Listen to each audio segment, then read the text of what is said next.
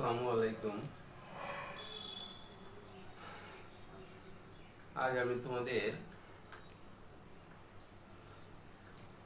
একটা ইংরেজি কবিতা নিয়ে আলোচনা করব আজকের ক্লাসে। আজকের ভিডিওটা তোমরা খুব মনোযোগ দিয়ে প্রথম থেকে দেখবে। এই কবিতাটা আমাদের খুব ইন্টারেস্টিং কবিতা একটা। জয়ন্ত মহাপাত্র নাম তোমরা শুনে থাকবে, জয়ন্ত মহাপাত্র। এই জয়ন্ত মহাপাত্রের একটা কবিতা নিয়ে আলোচনা করব, একজন মডার্ন ইন্ডিয়ান ইংলিশ পোয়েট। ঠিক আছে, তো জয়ন্ত মহাপাত্র সম্পর্কে একটু আমরা বলি, আলোচনা করি, তারপরে ওনার কবিতা নিয়ে আমরা আলোচনা করব। কবিতার নাম হচ্ছে হাঙ্গার। হাঙ্গার। তো এখানে দেখো, Jayanta Mahapatra is one of the best known modern Indian English poets. He was born in 1922 in Kotak in the state of Odisha. উড়িষ্যার কটক শহরে তিনি জন্মগ্রহণ করেন 1928 সালে। Indian modern English poet. তো he was born in a lower middle class Christian family. একটা মানে নিম্ন মধ্যবিত্ত খ্রিস্টান পরিবারে জন্ম। His father was an inspector of a primary school. তার বাবা ছিলেন একজন প্রাইমারি স্কুলের অবর বিদ্যালয় পরিদর্শক, inspector of primary school. His mother was a housewife. ঠিক আছে, he completed his first class master degree in physics from Ravenshaw college. Ravenshaw college হচ্ছে কটক শহরে উড়িষ্যার। সেই রাভেনশা কলেজ থেকে তিনি ফিজিক্সে ফার্স্ট ক্লাস নিয়ে মাস্টার ডিগ্রি কমপ্লিট করেছিলেন। তো এই জয়ন্ত মহাপাত্র ওয়াজ এ প্রলিফিক রাইটার। ফিজিক্সের মানে লোক আর কি, তিনি ফিজিক্স নিয়ে পড়াশোনা করেছিলেন, কিন্তু ইংলিশে অগাধ দক্ষতা ছিল। তাহলে he was a prolific writer, creative writer. He wrote poems, short stories and essays. তিনি কবিতা লিখেছেন, শর্ট স্টোরি লিখেছেন, প্রবন্ধ লিখেছেন। তাহলে as a poet, Jayanta Mahapatra has made an indelible mark. As a poet, Jayant Mohapatra has made an indelible mark on Indian English poetry. ভারতের ইংরেজি কাব্যে তার একটা ইনডেলিবল মার্ক। ইনডেলিবল মানে কি? অমোচনীয়, মানে যেটা কোনোদিন মানে মুছবে না, এরকম অমোচনীয় একটা মানে চিহ্ন তিনি তৈরি করে গেছেন। তো তার কিছু বিখ্যাত কবিতা আছে। কিছু বিখ্যাত কবিতার নাম আমরা যদি বলি, তাহলে প্রথমে বলতে হয় হাঙ্গার, HUNGER, হাঙ্গার। তারপরে আছে রেন অফ রাইটস। তারপরে আছে তোমার waiting, the false start, the false start.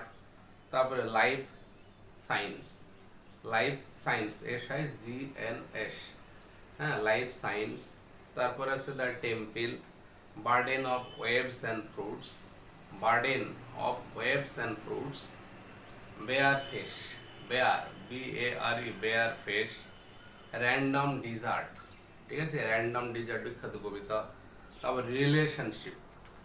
এই রিলেশনশিপ কবিতা একটা দীর্ঘ কবিতা, হ্যাঁ, এটা 12টা সেকশনে বিভক্ত।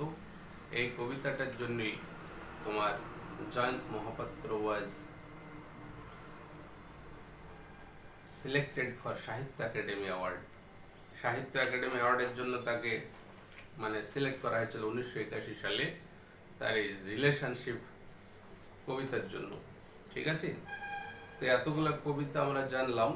তো তার একটা কবিতা নিয়ে আমরা এখন আলোচনা করব। কবিতার নাম হচ্ছে হাঙ্গার। হাঙ্গার মানে আমরা জানি সাধারণত, হাঙ্গার মানে কি? মানে খিদে, তাই না? অ্যাপেটাইট। সেখানে হাঙ্গার, খিদে বা ক্ষুধা, এটা পেটের ক্ষুধা হতে পারে, মনের ক্ষুধা হতে পারে। হ্যাঁ, তাহলে টাইটেল থেকে আমরা একটা মোটামুটি আইডিয়া করতে পারছি যে what will be the contents or what will be the theme of the poem hunger. তো এই কবিতার টেক্সটে আসার আগে আমরা একটু ইন্ট্রোডাক্টরি নোট আলোচনা করি কবিতার ব্যাকগ্রাউন্ড সম্পর্কে। যে The poem Hunger depicts a pathetic scene in which one must observe how hunger of belly forces a poor fisherman to offer his 15-year-old daughter for sexual gratification. এখানে একটা pathetic scene, একটা pathetic মানে খুবই করুণ মানে story has been highlighted through this story Hunger, through this poem Hunger. এই hunger কবিতার মাধ্যমে একটা খুবই করুণ, একটা দুঃখজনক খুবই মানে ঘটনাকে তুলে ধরেছে কবি, যে এখানে মানুষ পেটের জ্বালায়, হ্যাঁ, পেটের ক্ষুধার কারণে কি না করতে পারে। The poem very purposefully and powerfully presents the hunger for food and the hunger for sex. একটা যৌন খিদা এবং একটা পেটের খিদা, এই দুটো জিনিসকে কবিতায় দেখানো হয়েছে। According to the poet Jayanta Mahapatra, the poem is based on a true incident. কবি এখানে বলছে যে এই কবিতার যে থিম, যে বিষয়বস্তু, এটা একটা আসল ঘটনা, প্রকৃত ঘটনার উপরেই মানে বেস করে তৈরি হয়েছে। তো ঘটনাটা কি, সে ঘটনাটা বলছে যে,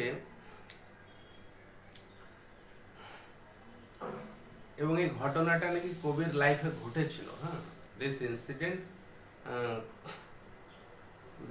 incident could easily have happened to me. কবি এখানে নিজে বলছে যে this incident could easily have happened to me on the poverty ridden sands of Gopalpur on the sea beach.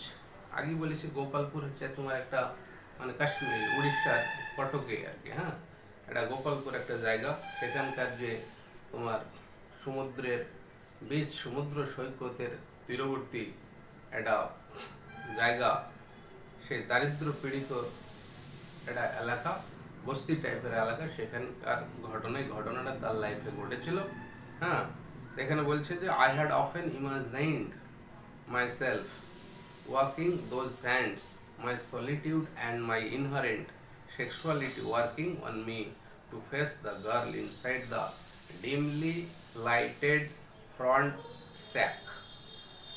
তাহলে এখানে বলছে যে কবি মানে নিজে নিজে সে প্রায় মানে কল্পনা করতো নিজে যে সে যেন সেই সমুদ্র বিচের উপর দিয়ে হেঁটে যাচ্ছে।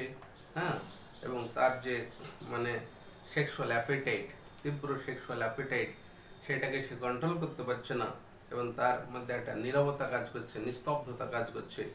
হ্যাঁ, এই পরিস্থিতিতে সে সেই সমুদ্র বিচের বুদ্ধি হাঁটতে হাঁটতে যেন সে কল্পনা করছে সে মেয়েটির সম্মুখীন হয়েছে। হ্যাঁ, একটা তাল গাছের পাতা দ্বারা তৈরি একটা কুড়ে ঘর। হ্যাঁ, সে একজন ফিশারম্যান, একজন মানে জেলের মেয়ে। এটা হচ্ছে তোমার ইন্ট্রোডাক্টরি নেট। তো এখানে কবিতার টেক্সটে আমরা যাব, তোমার কবিতার টেক্সটটা নিয়ে যদি একটু আলোচনা করি, দেখো এখানে 4টি স্ট্যান্জাতে কবিতাটা লেখা হয়েছে। 4টি স্ট্যান্জা আছে তোমার। প্রথম স্ট্যান্জা বলছে, it was hard to believe, এটা বিশ্বাস করা খুবই কঠিন। It was hard to believe the flesh was heavy on my back. The fisherman said, will you have her, carelessly trailing his nets and his nerves as though his words sanctified the purpose with which he faced himself. I saw his white bone thrash his eyes. তাহলে এখানে কি বলছে দেখো প্রথম স্ট্যান্জাতে, যে ইট was hard to believe, এটা বিশ্বাসই হচ্ছিল না, বিশ্বাস করা খুবই একটা জটিল বিষয়। কি বিশ্বাস করা? The flesh was heavy on my back. Flash বলতে এখানে তোমার তার ফ্লেশের কথা বলতে আমরা কি বুঝি? ফ্লেশ বলতে এখানে মাংস বুঝি, তাই না? এখানে ফ্লেশ বলতে এখানে মাংস না, ফ্লেশ হচ্ছে তোমার মানে তার মধ্যে একটা যৌন চাহিদা কাজ করছিল। হ্যাঁ, এক ধরনের সেক্সুয়াল অ্যাপেটাইট মানে তীব্রভাবে মানে নাড়া দিচ্ছিল। তাই বলছে it was hard to believe that flesh was heavy on my back.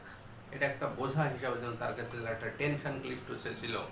The fisherman shed, এই পরিস্থিতিতে একজন জেলে তাকে বলছে, যে ফিশারম্যান বলছে, will you have her, will you have her, বলছে তুমি তাকে নিবে। কেয়ারলেসলি মানে একটু অমনোযোগী ভাবে, অতটা মানে চিন্তা ভাবনা না করে সে বলছে উইল ইউ হ্যাভ হার। হার বলতে এখানে সে জেলের 15 বছরের একজন যুবতী মেয়ে, তাকে বলছে will you have her, trailing his nets and his nerves.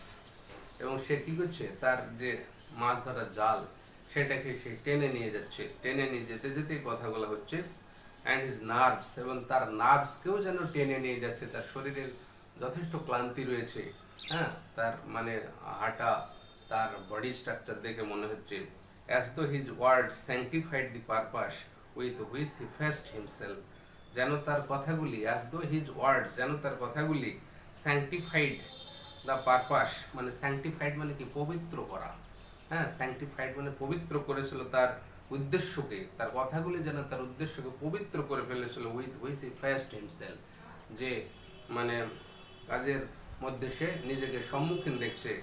I saw his white bone thrash his eyes, এবং আমি দেখলাম, মানে কবি এখানে বলছে যে I saw, আমি দেখলাম his white bones, তার সাদা হাড়, সাদা হাড় বলতে দাঁত, দাঁতকে এখানে মানে বলা হচ্ছে হোয়াইট বোন।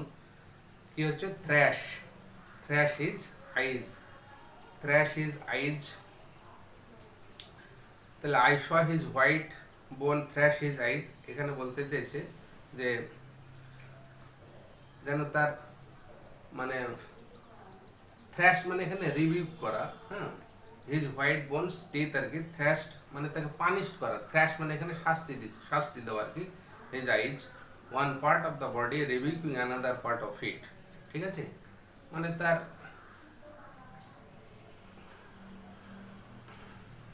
I saw his white bones thrash his eyes, মানে তার দাঁতের সঙ্গে তার চোখের যেন একটা গরমিল দেখা যাচ্ছে, তার মানে দাঁত হোয়াইট, তার সেটা যেন শাস্তি দিচ্ছে, যেন শরীর চোখকে যেন শাস্তি দিচ্ছে। থ্র্যাশ মানে এমনি, থ্র্যাশ বলতে আমরা শস্য মাড়াইয়ের ক্ষেত্রে কোনো মানে লাঠি দিয়ে শস্যকে বাড়িয়ে আঘাত করে যে শস্য ছাড়ানো, সেটাকে থ্র্যাশ বলি। এখানে থ্র্যাশ হচ্ছে পানি, শাস্তি দেওয়ার থেকে। তা I followed him across the sprawling sands, I followed him, আমি তার পিছন পিছন গিয়েছিলাম, কবি বলছে যে আমি পিছন পিছন গিয়েছিলাম, অ্যাক্রস দ্য স্প্রাউলিং স্যান্ডস, ওই যে মানে বিস্তৃত মরুভূমি, হ্যাঁ, my mind thumping in the flash sling, thumping, thumb মানে তার মানে মনে একটা মানে কেমন একটা তোলপাট শুরু হয়েছিল, হোপ লে perhaps in burning the house I lived in, hope লে পারহ্যাপস, হোপ না আশা, লে perhaps in burning the house I lived in, silence gripped my sleeves, his body clawed at the froth his old nets had dragged off from the sheets. এখানে বক্তা নির্বাক হয়ে গেছে, speechless, the speaker found himself speechless, silence গ্রিপড my sleeves, এটা একটা idiomatic expression. এটার অর্থ হচ্ছে তোমার যে সাইলেন্স গ্রিপড মাই স্লিভস মানে সে, the speaker became speechless, he could not talk, সে কথা বলতে পারছিল না, ঠিক আছে। তারপরে বলছে যে the speaker sense of guilt, তার যে একটা অপরাধ বোধ ভিতরে কাজ করছে, কিন্তু একটা অপরাধ বোধ জাগ্রত হয়েছে, সো অপরাধ বোধটা এতটাই তীব্র হয়েছে যে he thought the only way to regain his piece of mind would be to burn his houses in remorse, মানে সে এতটা অপরাধ বোধ তার কাছে কাজ করছে, মানে যেই যে মানে একজন বাবা তার মানে পেটের খিদে মেটানোর জন্য তার একটা 15 বছরের যুবতী মেয়েকে একজন মানে পরপুরুষের কাছে বিক্রি করতে চাইছে কিছু টাকার বিনিময়ে, যে টাকা দিয়ে খাবার কিনে তাদের পেটের ক্ষুধা মেটাতে পারবে। এবং কবিও দেখছে তার মানে যৌন চাহিদা তীব্রভাবে মানে তাকে নাড়া দিচ্ছে, সেও সেই মানে সুযোগটা গ্রহণ করতে চাইছে মনে মনে, কিন্তু তার ভিতরে একটা অপরাধ বোধ কাজ করছে, দারুণভাবে মানে অপরাধ বোধ জাগ্রত হয়েছে, এবং সে ভাবছে যে এই অপরাধ কাজের সঙ্গে যদি সে লিপ্ত হয় তাহলে এটা থেকে মানে প্রায়শ্চিত্ত করার মানে উপায় হবে একমাত্র তার বাড়িঘর পুড়িয়ে ফেলা, বাড়িঘর যে বাড়িতে সে বাস করে সেটাই যদি সে পুড়িয়ে ফেলে হ্যাঁ, পুড়িয়ে ফেললে সে একজন অসহায় হয়ে যাবে, গৃহহীন হয়ে যাবে, শেল্টারলেস হয়ে যাবে, হোমলেস হয়ে যাবে। এটাই বলছে যে তার কাছে একমাত্র প্রায়শ্চিত্তের উপায়। হ্যাঁ, এটা সে ভাবছে। তারপরে থার্ড স্ট্যান্জে দেখো, in the flickering dark his lean to offend like a wound. In the flickering dark his lean to offend like a wound. The wind was I, and the days and nights before. Palm fronds scratched my skin. Palm front scratched my skin inside the shack, and while lamp is played. The hours bounced to those walls. Over and over the sticky shoot, SWT shoot, crushed the space of my mind. এবার third স্ট্যান্ডাতে বলছে, সে এবার মানে সেই যে জেলে যে ফিশারম্যানের কথা বলা হচ্ছে, সেই ফিশারম্যানকে সে অনুসরণ করলো, তার পিছন পিছন গেল। যার পরে এবার তার ঘরটা দেখা যাচ্ছে একটা ঝুপড়ি ঘর, তাল গাছের পাতা দিয়ে তৈরি। হ্যাঁ, সেই ঝুপড়ি ঘরে একটা বাতি জ্বলছে, অয়েল ল্যাম্প। সেই অয়েল ল্যাম্প এবং সেই ঘরের মানে ল্যাম্প থেকে তোমার ঝুল মানে কালি, ভূষা কালি যেটা, সেটা বের হচ্ছে। সেই জিনিসগুলো এবার বলছে যে ইন দ্য ফ্লিকারিং ডার্ক, মানে সে ঘরে মানে টিপ টিপ করে আলো জ্বলছে। হ্যাঁ, পরিষ্কার ঘর, মানে পুরোপুরি আলো না, পুরোপুরি অন্ধকার না। তার হচ্ছে flickering dark his lean to offend like a wound. The wind was I and the days and nights before. মানে আমি যেন একটা বাতাসে পরিণত হয়ে গেছি। হ্যাঁ, যেন আমি বাতাসে পরিণত হয়েছি, এবং আমার সামনে দিন এবং রাত্রি, যেহেতু ঘরে পুরোপুরি অন্ধকারও না, পুরোপুরি রাত্রিও না, মানে দিন রাত্রির মতো মনে হচ্ছে। তাই বলছে যে palm fronds scratched my skin. Palm fronds মানে পাম গাছের সেই পাতা, সেগুলি কি করছে, তার গায়ে আঁচড় কেটে দিচ্ছে। ইনসাইড দ্য শ্যাক, সেই কুড়ে ঘরের ভিতরে, শ্যাক মানে কুড়ে ঘর, and while lamp is played the hours bones to those walls. সেই দেওয়ালে একটা অন্ধকার মানে ভূষা কালির ছাপ ফেলে দিয়েছে। Over and over the sticky soot crust the space of my mind. সেই ঝুল ভূষাকালি যেন তার মনের ভিতরে প্রবেশ করেছে, মনের যেন আস্তরণ ফেলে দিয়েছে। হ্যাঁ, তারপরে তোমার লাস্ট স্ট্যান্ডাতে বলছে, আই হেয়ার্ড হিম সে, আমি তাকে বলতে শুনলাম। তাকে? The father of the girl fisherman. I heard him, my daughter she just turn 15। বলছে আমার মেয়ে, সে জাস্ট বয়স হচ্ছে তার ঠিক 15 বছর। ফিল হার, ফিল হার, বাবা বলছে যে ফিল হার, তাকে অনুভব করো। হ্যাঁ, মানে ফিল হার মানে এনজয় হার, তাকে উপভোগ করো। আই উইল বি ব্যাক সুন, আমি খুব তাড়াতাড়ি ফিরে আসবো। তাহলে এখানে মানে সে কোনো কাজে হয়তো যাচ্ছে, তাকে বলছে যে তুমি তার সঙ্গে মানে মজা করো, এনজয় করো তাকে, আমি খুব তাড়াতাড়ি ফিরে আসবো। I will be back soon, your bus leaves at night. তোমার বাস তো 9টার সময়, 9টায় তোমার বাস। হ্যাঁ, এখনো সময় আছে। The sky fail on me, এই কথা শুনে বলছে the sky fail on me and a father's exhausted wife. বলছে একজন বাবা এই ধরনের ছলনা, এই ধরনের মানে প্ল্যানিং, এই ধরনের কাজ, এই কথা শুনে বলছে যে আকাশ ভেঙে পড়লো আমার মাথার উপর। কবি বলছে long and lean her years were cold as rubber.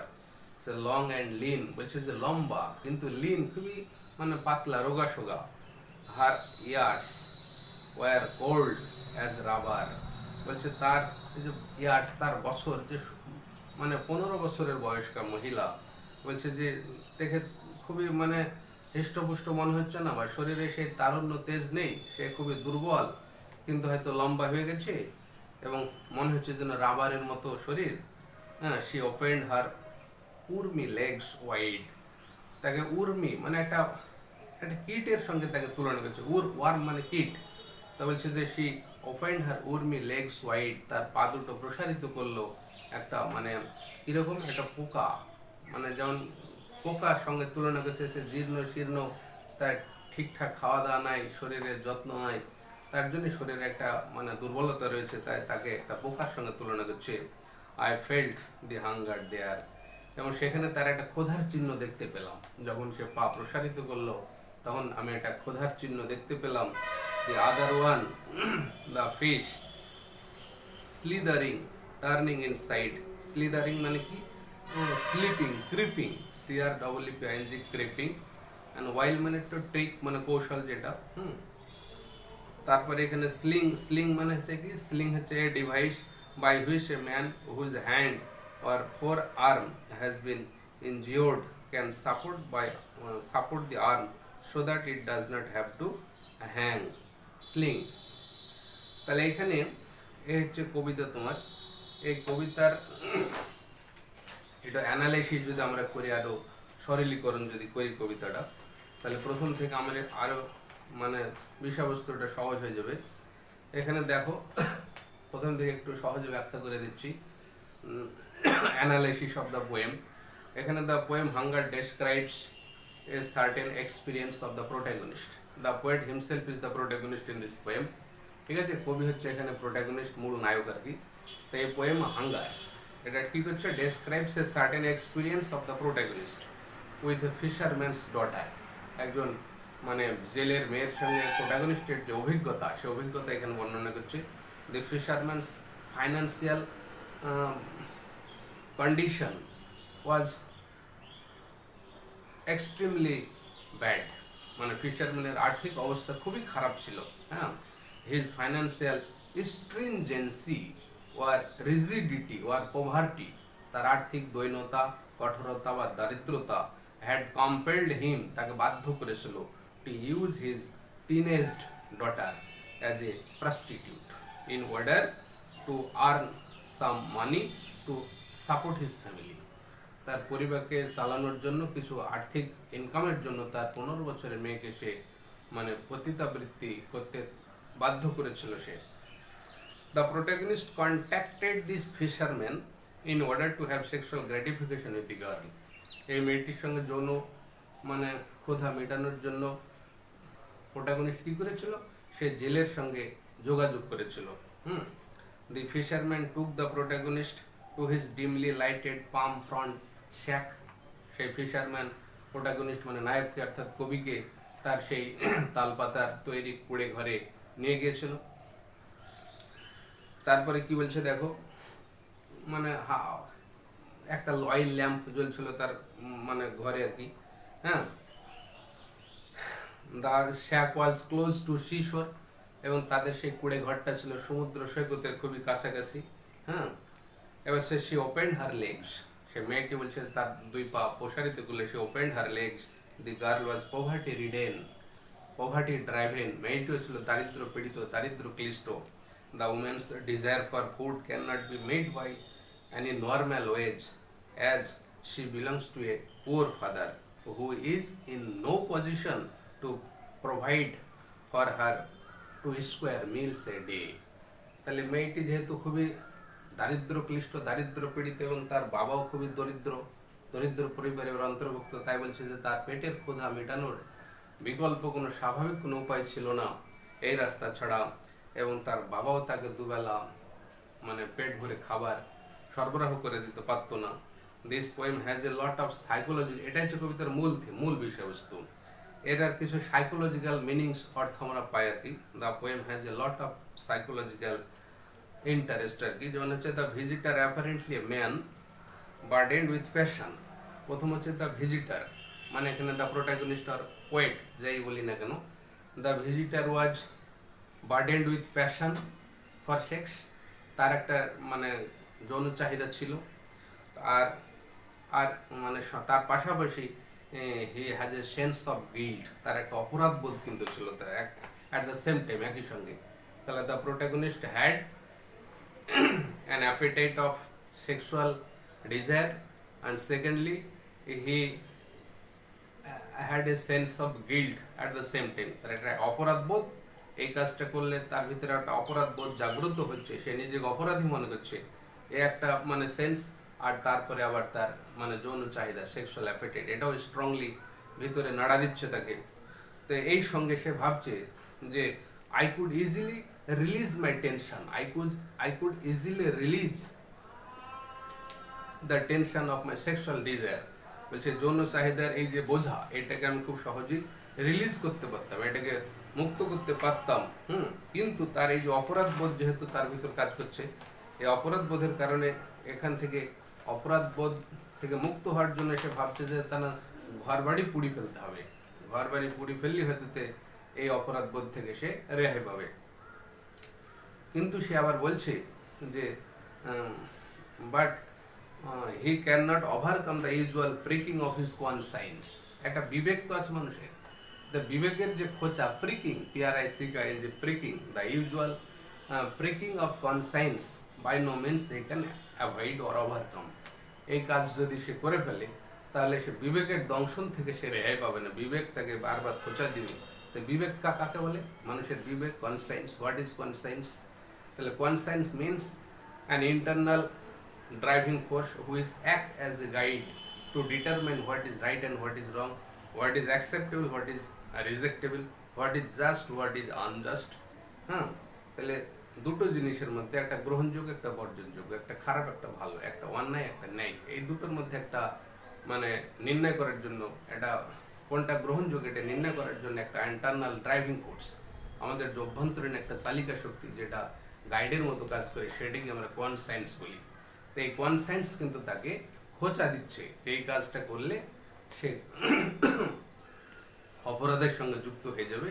The sense of guilt is emphasised when the man says that the shoot from the wild lamp repeatedly entered the spaces of his mind। এবং এই অপরাধ বোধটা আরো strong হচ্ছে, অপরাধ বোধটা আরো জোরালো হচ্ছে যখন মানে ওই বাড়ির ভিতরের যে ওয়াইল ল্যাম্প, তেলের যে বাতি, সে বাতি থেকে ঝুল, ভূষাকালি ঝুলি তার মনের চারিপাশে যখন মানে জমা হচ্ছে, আস্তরণ ফেলে দিচ্ছে, তখন তার এই অপরাধ বোধটা আরো বেশি স্ট্রং হচ্ছে।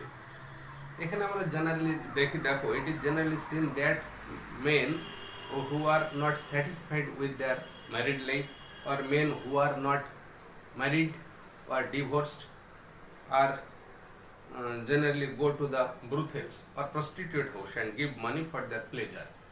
আমরা প্র্যাকটিক্যাল লাইফে দেখি সাধারণত যাদের বিবাহিত জীবন সুখের না, শান্তির না, বা যারা বিয়ে করেনি বা তোমার মানে ডিভোর্স প্রাপ্ত, সেই সমস্ত লোকেরা এই পতিতালয়ে যায়, টাকার বিনিময়ে তারা এই সমস্ত অনাকাঙ্ক্ষিত কাজ করে থাকে।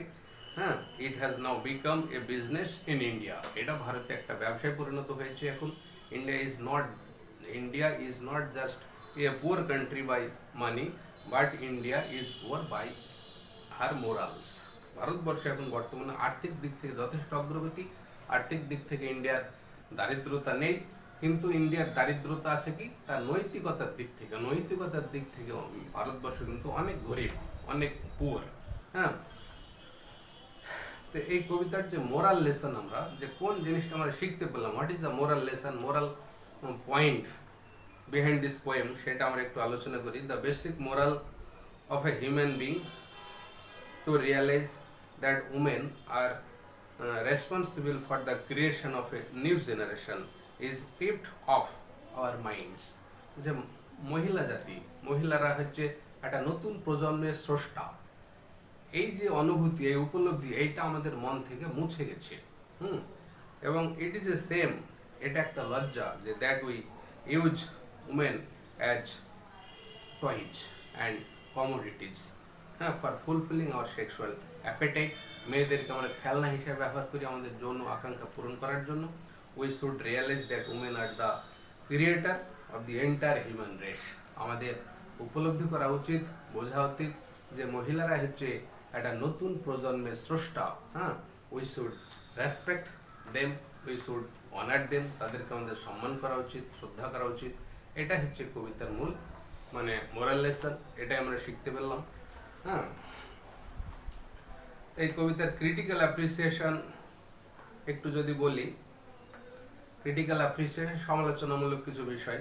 The poem contents a full length history. প্রথম কথা হচ্ছে কবিতার একটা পূর্ণ দৈর্ঘ্যের একটা ঘটনা আছে, একটা কাহিনী আছে। The poem contents a full length history.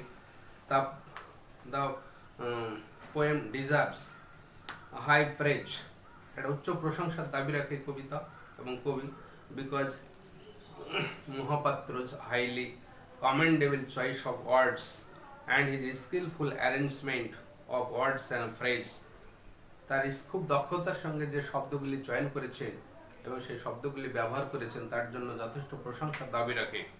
হ্যাঁ, for example the word thrash, thrash শব্দটা এখানে মেটাফরিক্যালি ব্যবহার করা হয়েছে।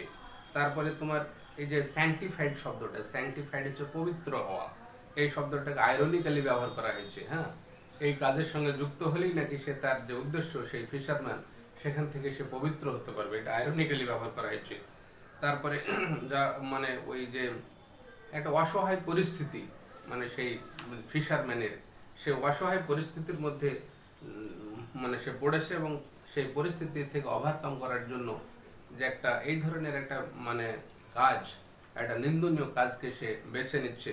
হ্যাঁ, এই নিন্দনীয় কাজটা যেন সে ফিশারম্যানের কাছে কোনো অর্থই নাই, অর্থবহই নাই, এটা একদম পুরো একটা সাধারণ মানে নর্মাল ব্যাপার, একটা মিনিংলেস ব্যাপার, এটা তার কাছে কোনো বিষয় না, এরকমের একটা বিষয় আমরা বুঝতে পারছি। তাহলে আশা করি ভিডিওটা তোমরা বুঝতে পারবে প্রথম থেকে মনোযোগ সহকারে শুনলে। এখনকার লেকচার আমি এখানে শেষ করব। হ্যাঁ, সবাই ভালো থেকো। আসসালামু আলাইকুম।